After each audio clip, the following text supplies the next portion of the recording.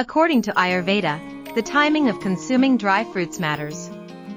They recommend eating dry fruits during the day, preferably in the morning or as a mid-morning snack. Avoid consuming them late at night as it may disrupt digestion. Ayurveda emphasizes the importance of food combinations. Dry fruits can be paired with certain spices or other foods to enhance their benefits. For example, combining soaked almonds with a pinch of saffron and a date is believed to boost energy and immunity. While dry fruits are nutritious, Ayurveda recommends consuming them in moderation.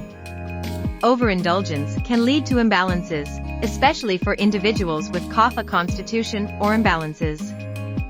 Stick to a small handful, about a quarter cup, per day. Chewing dry fruits thoroughly is crucial for proper digestion. Ayurveda considers the act of chewing as the first step of digestion, as it helps in breaking down the food into smaller particles for better absorption. Ayurveda advises against consuming dry fruits that are roasted or salted, as these processes can alter their natural properties and make them less beneficial. Opt for raw or unsalted varieties whenever possible.